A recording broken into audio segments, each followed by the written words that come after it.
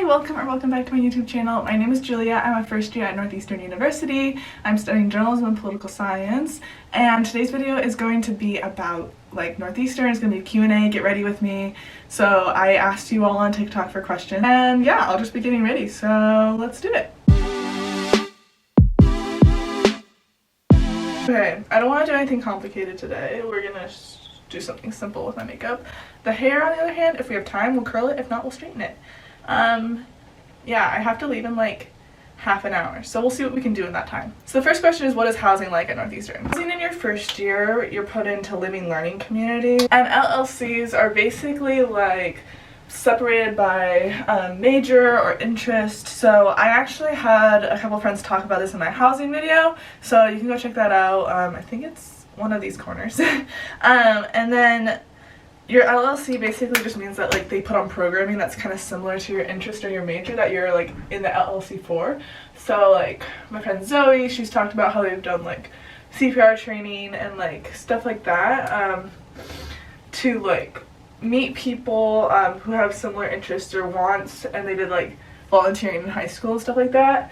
So that's how LLCs work. And then basically housing your first year is going to be a double or a triple with a communal bathroom, communal kitchen. If you get IV or EV, EV is honors, IV is kind of you get lucky, and that's suite style living, so that's a double with a conjoined bathroom and then another double on the other side. I know two freshmen who have that kind of housing, 3 freshmen, one of them's honors, that's Zoe, and the other 2 came back from NUN and just filled in spots at Ivy from sophomores that left, so I feel it's not as popular for freshman housing. Second year housing, basically by then you're trying to get an on-campus apartment, so that's what we're going through right now. And on-campus apartments are done through a bidding system, and basically you get your number. I got a really bad number. They range from 3,000 to 9,000. I got 8,300 something, so clearly not fortunate. But the nice thing is you can get a roommate group and you use the best number. That's second year housing. Then after that you can get an off-campus apartment, and there's off-campus services to help get you an off-campus apartment. It's not like they'll get you the apartment, but they'll show you how to sign a lease and everything. You can also get excused from housing starting pretty early. You just have to tell them that you have a lease. I hope that answers the housing question. On-campus apartments are they range from 1 to 8 people, so it depends what you want, but I'm getting a 4-person apartment, which are pretty typical.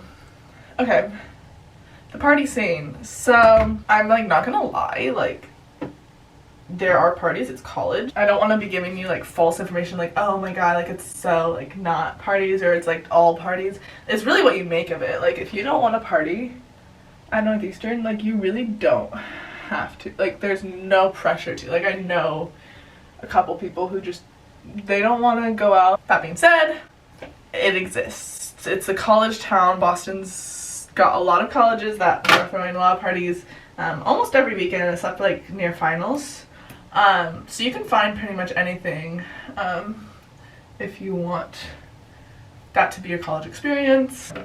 I would say we have sororities and fraternities, but they're not really big on campus. They don't have houses unless they go and get their own off-campus house. The school isn't gonna make a Greek row or anything.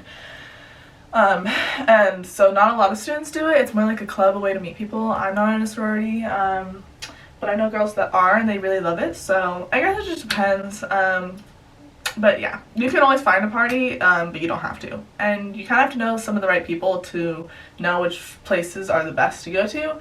But you figure that out within the first few months. So I hope that answers the question. I feel I should make more of a deeper video on that. Okay, so then this question I actually answered in a TikTok, but I wanted to go more in depth here. So it's about the safety of the area of Boston. I've never felt my life is in danger or incredibly unsafe. There's sketchy situations because we live in a city. On campus specifically, I don't feel unsafe. There's a lot of resources around, and there's just a lot of people around, and people generally don't really wander onto our campus.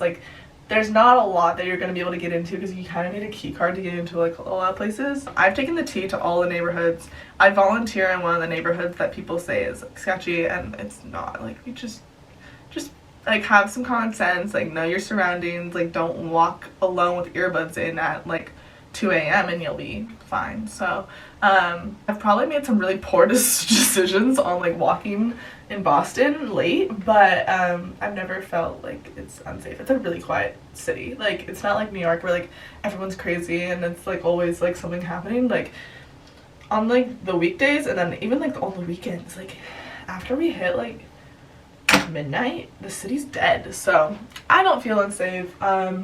And if you're concerned about it, there are so many people on campus that like we have safety escorts and the red eye that can drive you off campus, and then we also have a safe zone app that like you can call on medical and fire services. This question about NUN, I got 2 questions about NUN. The first one was like, what is it like? I don't have the best perspective on NUN because I was here, but I can talk generally about like what people say about their international experiences and then also about coming back from NUN. The experience of NUN is super special.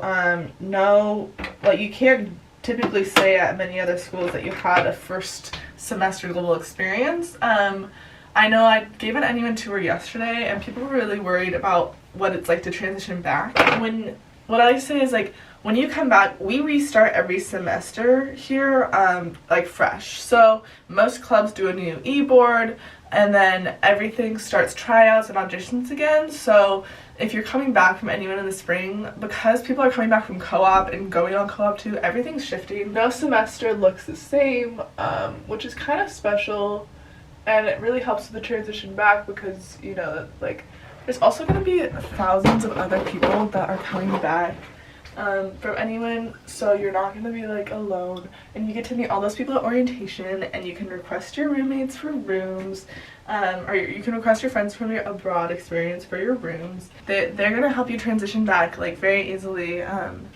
Yeah, that's a main concern, and I wouldn't let it occupy your decision because there's like so many ways that you can transition back. Northeastern's really good about getting people back during orientation and meeting everyone. Yeah. Second question was about doing a group flight versus your own individual flight abroad. Obviously, I don't really know this super well. I talked to some people and they said like they don't really see a difference in like if you like come by yourself, like you're just gonna meet up with everyone else once you get there. So if you're comfortable flying by yourself, then like go for it. But if it's your first time flying abroad alone, like I totally get that. Say if you need guidance in traveling and you haven't traveled enough to feel comfortable, go on the group flight. And the group flight's great because you get to meet the people who are there and you all get to like settle in together.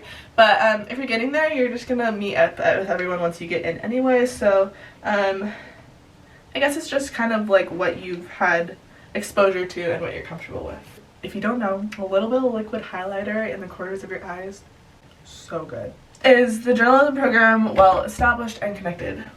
Yes. Almost all of our professors work in the field or have worked in the field in the past.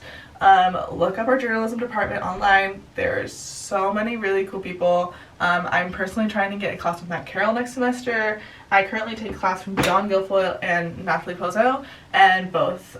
John works for, owns his own PR firm, really cool, and then Natalie is a WCVB reporter, and really cool opportunities. I've gotten to go out in the field with Natalie. She's literally the sweetest.